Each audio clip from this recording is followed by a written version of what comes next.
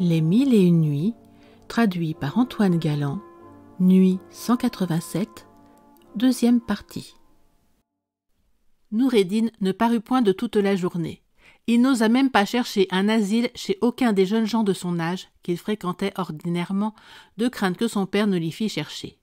Il alla hors de la ville et se réfugia dans un jardin où il n'était jamais allé et où il n'était pas connu.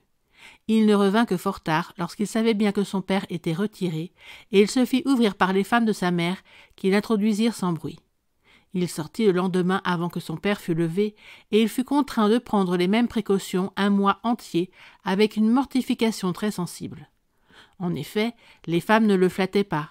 Elles lui déclaraient franchement que le vizir son père persistait dans la même colère, et protestait qu'il le tuerait s'il se présentait devant lui. La femme de ce ministre savait par ses femmes que Noureddin revenait chaque jour, mais elle n'osait prendre la hardiesse de prier son mari de lui pardonner. Elle le prit enfin. « Seigneur, lui dit-elle un jour, je n'ai osé jusqu'à présent prendre la liberté de vous parler de votre fils. Je vous supplie de me permettre de vous demander ce que vous prétendez faire de lui. Un fils ne peut être plus criminel envers un père que Noureddin l'est envers vous. Il vous a privé d'un grand honneur et de la satisfaction de présenter au roi une esclave aussi accomplie que la belle persienne, je l'avoue. Mais après tout, quelle est votre intention? Voulez-vous le perdre absolument? Au lieu d'un mal auquel il ne faut plus que vous songiez, vous vous en attireriez un autre beaucoup plus grand, à quoi vous ne pensez peut-être pas. Ne craignez-vous pas que le monde, qui est malin, en cherchant pourquoi votre fils est éloigné de vous, n'en devine la véritable cause que vous voulez tenir si cachée? Si cela arrivait, vous seriez tombé justement dans le malheur que vous avez un si grand intérêt d'éviter. « Madame, reprit le vizir, ce que vous dites là est de bon sens, mais je ne puis me résoudre à pardonner à Noureddin que je ne l'ai mortifié comme il le mérite. »« Il sera suffisamment mortifié, reprit la dame, quand vous aurez fait ce qui me vient en penser. Votre fils entre ici chaque nuit lorsque vous êtes retiré. Il y couche et il en sort avant que vous soyez levé. Attendez-le ce soir jusqu'à son arrivée, et faites semblant de le vouloir tuer. Je viendrai à son secours, et en lui marquant que vous lui donnez la vie à ma prière, vous l'obligerez de prendre la belle persienne à telle condition qu'il vous plaira. Il l'aime, et je sais que la belle persienne ne le hait pas. » Khacan voulut bien suivre ce conseil. Ainsi, avant qu'on ouvrît à Noureddin, lorsqu'il arriva à son heure ordinaire, il se mit derrière la porte, et dès qu'on lui eut ouvert, il se jeta sur lui et le mit sous les pieds. Noureddin tourna la tête et reconnut son père le poignard à la main, prêt à lui ôter la vie. La mère de Noureddin survint en ce moment et retenant le vizir par le bras. « Qu'allez-vous faire, seigneur » s'écria-t-elle.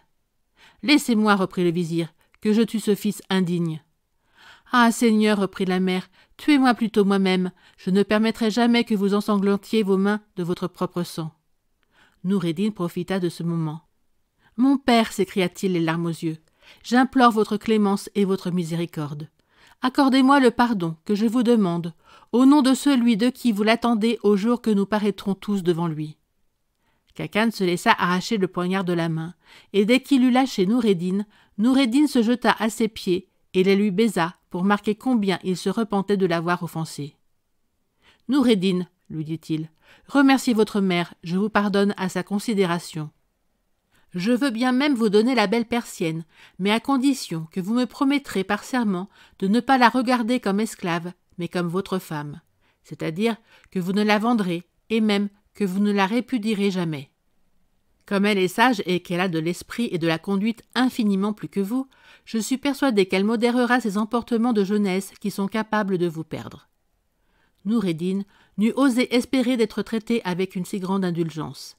Il remercia son père avec toute la reconnaissance imaginable et lui fit de très bon cœur le serment qu'il souhaitait.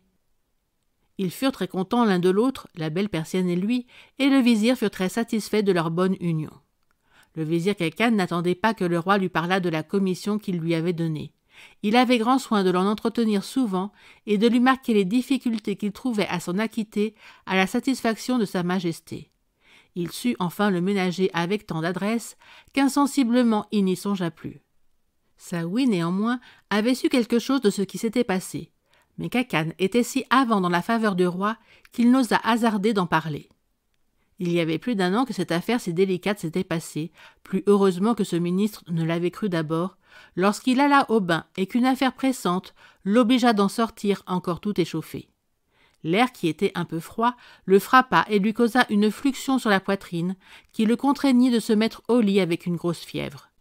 La maladie augmenta, et comme il s'aperçut qu'il n'était pas loin du dernier moment de sa vie, il tint ce discours à Noureddin qui ne l'abandonnait pas. « Mon fils, lui dit-il, je ne sais si j'ai fait le bon usage que je devais des grandes richesses que Dieu m'a données. Vous voyez qu'elles ne me servent de rien pour me délivrer de la mort. La seule chose que je vous demande en mourant, c'est que vous vous souveniez de la promesse que vous m'avez faite touchant la belle persienne. Je meurs content avec la confiance que vous ne l'oublierez pas. » Ces paroles furent les dernières que le vizir Khacan prononça. Il expira peu de moments après, et il laissa un deuil inexprimable dans sa maison, à la cour et dans la ville. Le roi le regretta comme un ministre sage, zélé et fidèle, et toute la ville le pleura comme son protecteur et son bienfaiteur. Jamais on n'avait vu de funérailles plus honorables à Balsora. Les vizirs, les émirs et généralement tous les grands de la cour s'empressèrent de porter son cercueil sur les épaules, les uns après les autres, jusqu'au lieu de sa sépulture, et les plus riches jusqu'aux plus pauvres de la ville l'y accompagnèrent en pleurs. Noureddin donna toutes les marques de la grande affliction que la perte qu'il venait de faire devait lui causer, et il demeura longtemps sans voir personne. Un jour enfin, il permit qu'on laissât entrer un de ses amis intimes. Cet ami tâcha de le consoler, et comme il le vit disposé à l'écouter, il lui dit qu'après avoir rendu à la mémoire de son père tout ce qu'il lui devait, et satisfait pleinement à tout ce que demandait la bienséance, il était temps qu'il parût dans le monde, qu'il vît ses amis, et qu'il soutint le rang que sa naissance et son mérite lui avaient acquis.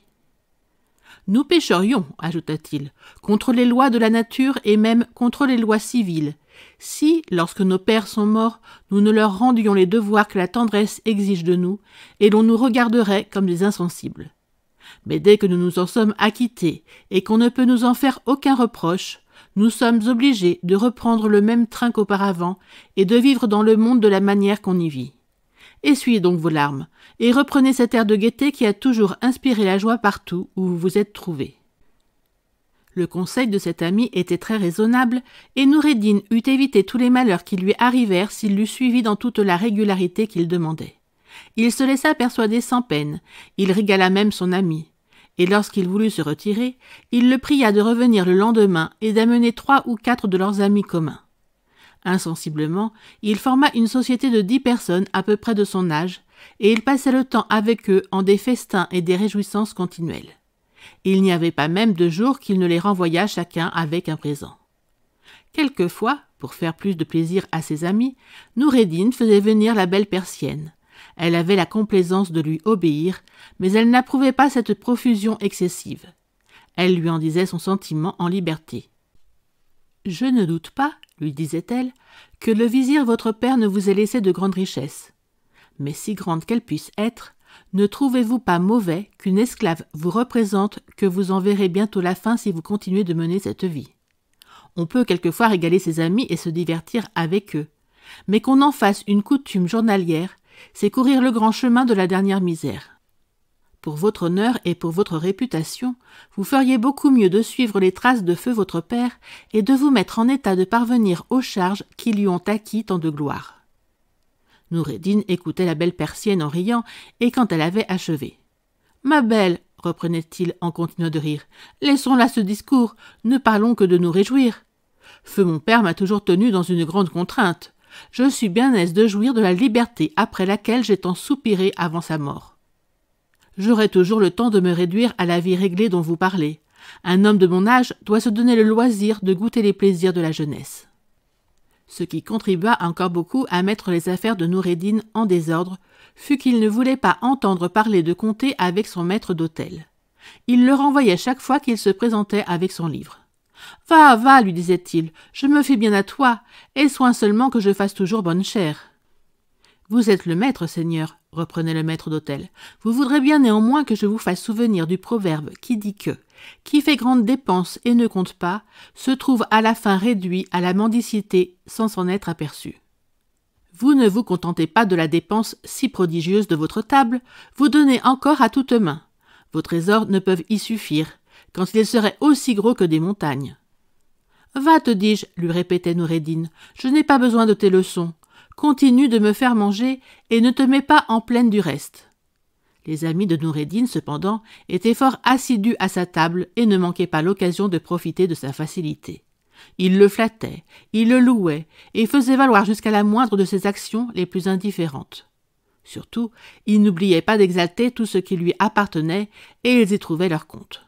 « Seigneur, lui disait l'un, je passais l'autre jour par la terre que vous avez en tel endroit. Rien n'est plus magnifique ni mieux meublé que la maison. C'est un paradis de délices que le jardin qui l'accompagne. Je suis ravi qu'elle vous plaise, reprenait Noureddin, qu'on m'apporte une plume, de l'encre et du papier, et que je n'en entende plus parler. C'est pour vous, je vous la donne. » D'autres ne lui avaient pas plutôt vanté quelqu'une des maisons, des bains et des lieux publics à loger les étrangers qui lui appartenaient et lui rapportaient un gros revenu, qui leur en faisait une donation. La belle persienne lui représentait le tort qu'il se faisait. Au lieu de l'écouter, il continuait de prodiguer ce qui lui restait à la première occasion.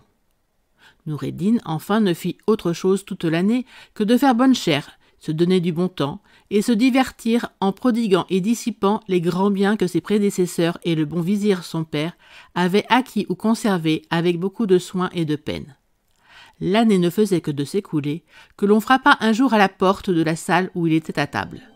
Il avait renvoyé ses esclaves et il s'y était renfermé avec ses amis pour être en plus grande liberté. Un des amis de Noureddin voulut se lever, mais Noureddin le devança et alla ouvrir lui-même. Merci d'avoir écouté cette vidéo. Si cette vidéo vous a plu, vous pouvez vous abonner gratuitement à la chaîne Coin Livre Audio. N'oubliez pas de liker avec le pouce vers le haut. Vous pouvez aussi me laisser un commentaire. À bientôt.